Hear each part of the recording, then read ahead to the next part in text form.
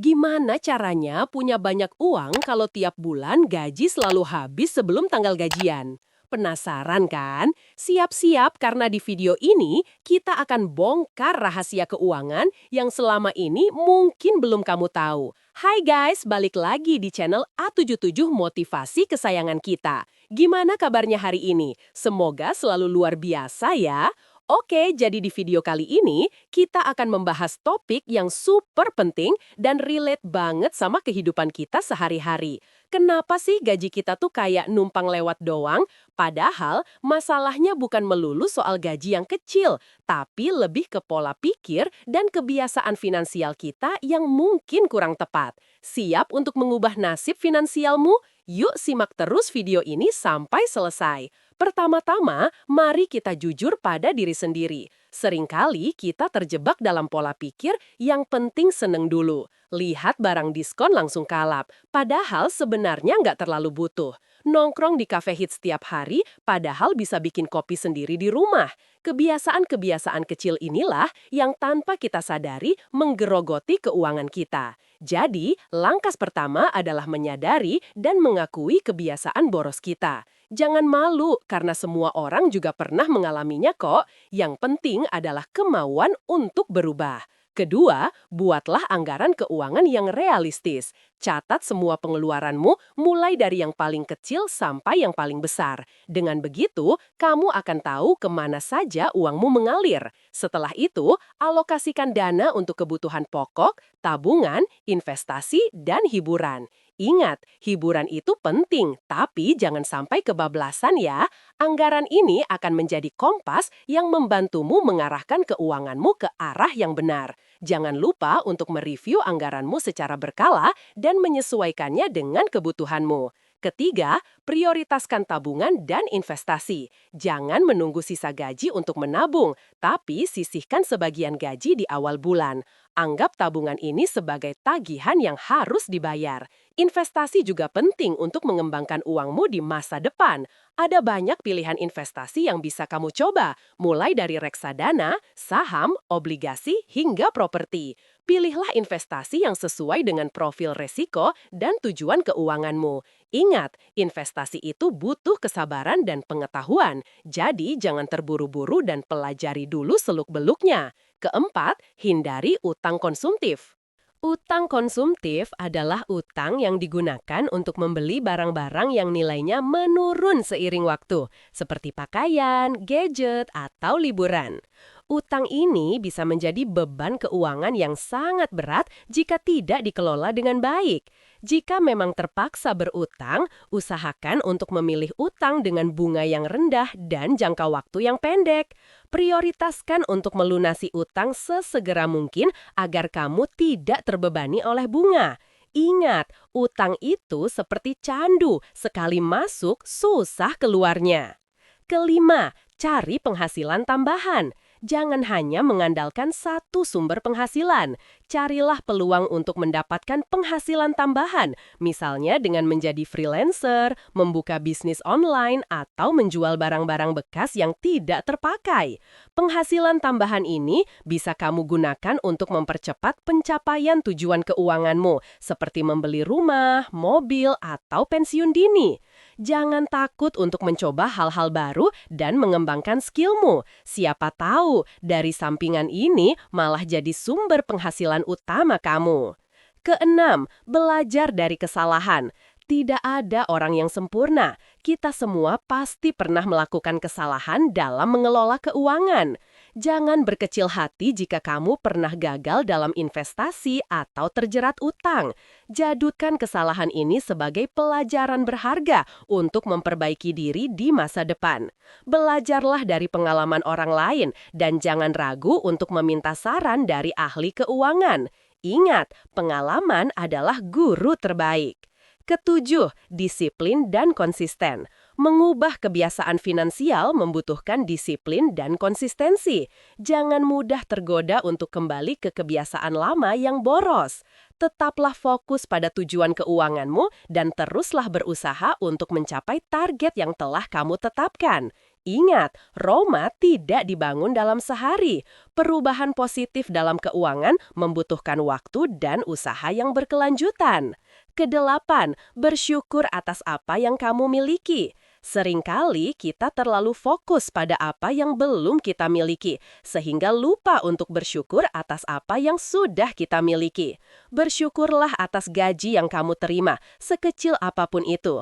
Bersyukurlah atas kesehatan, keluarga, dan teman-teman yang selalu mendukungmu. Dengan bersyukur, kamu akan merasa lebih bahagia dan termotivasi untuk mengelola keuanganmu dengan lebih baik. Kesembilan, jangan bandingkan dirimu dengan orang lain. Setiap orang memiliki kondisi keuangan yang berbeda-beda. Jangan iri dengan gaya hidup orang lain yang terlihat mewah karena belum tentu mereka bahagia. Fokuslah pada tujuan keuanganmu sendiri dan jangan biarkan orang lain mengalihkan perhatianmu. Ingat, kebahagiaan sejati tidak terletak pada seberapa banyak uang yang kamu miliki, tetapi pada seberapa bersyukur kamu atas apa yang kamu miliki. Kesepuluh, berikan sedekah atau donasi. Menyisihkan sebagian kecil dari penghasilanmu untuk sedekah atau donasi tidak akan membuatmu miskin. Justru dengan memberi, kamu akan merasa lebih bahagia dan rezekimu akan semakin lancar. Sedekah atau donasi juga merupakan bentuk rasa syukur atas nikmat yang telah kamu terima. Ingat, memberi itu tidak harus banyak. Yang penting ikhlas dari hati. Kesebelas, manfaatkan teknologi. Ada banyak aplikasi dan platform online yang bisa membantumu mengelola keuanganmu dengan lebih mudah. Misalnya, aplikasi pencatat keuangan, aplikasi investasi, atau platform pinjaman online. Manfaatkan teknologi ini untuk menghemat waktu dan tenaga dalam mengelola keuanganmu. Namun, berhati-hatilah dalam memilih platform pinjaman online. Pastikan legal dan terpercaya. Kedua belas, rencanakan masa depan. Jangan hanya fokus pada masa kini, tapi juga pikirkan masa depanmu. Rencanakan tujuan keuangan jangka panjangmu, seperti membeli rumah, mempersiapkan dana pensiun, atau menyekolahkan anak. Dengan memiliki rencana yang jelas, kamu akan lebih termotivasi untuk mengelola keuanganmu dengan lebih baik. Ingat, masa depan cerah adalah milik mereka yang mempersiapkannya dari sekarang.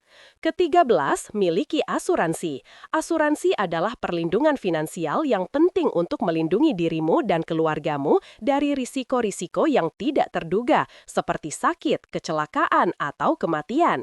Milikilah asuransi kesehatan, asuransi jiwa, dan asuransi properti sesuai dengan kebutuhanmu.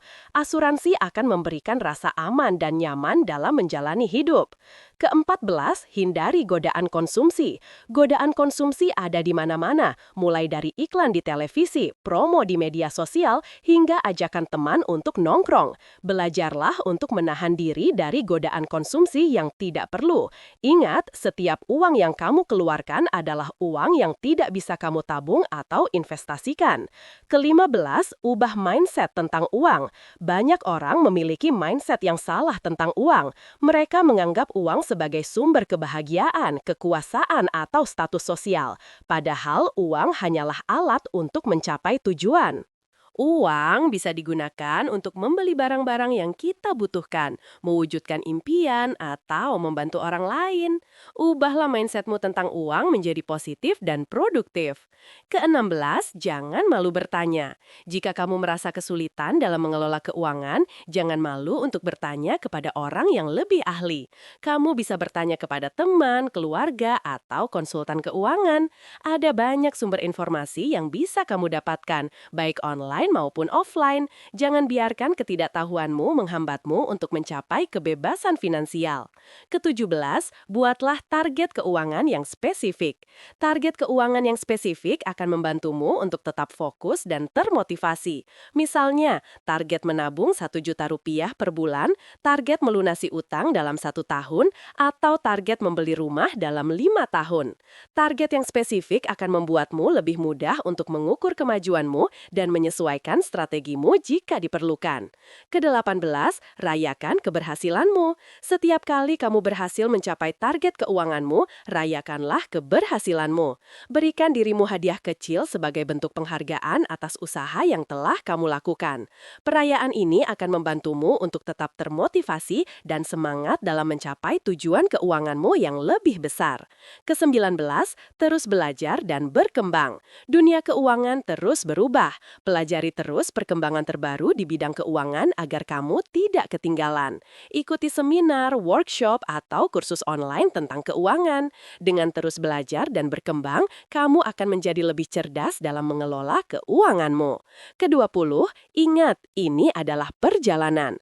Perubahan finansial tidak terjadi dalam semalam. Ini adalah perjalanan panjang yang membutuhkan komitmen dan kerja keras. Jangan menyerah jika kamu mengalami kemunduran. Tetaplah fokus pada tujuanmu dan teruslah berusaha untuk mencapai kebebasan finansial. Ingat, setiap langkah kecil yang kamu ambil akan membawa kamu lebih dekat ke tujuanmu. Gimana guys? Seru kan pembahasan kita kali ini? Semoga video ini bermanfaat dan bisa mengubah mindset finansialmu ya.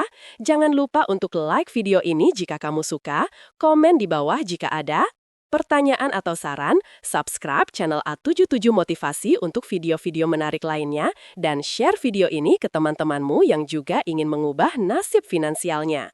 Sampai jumpa di video berikutnya. Bye-bye!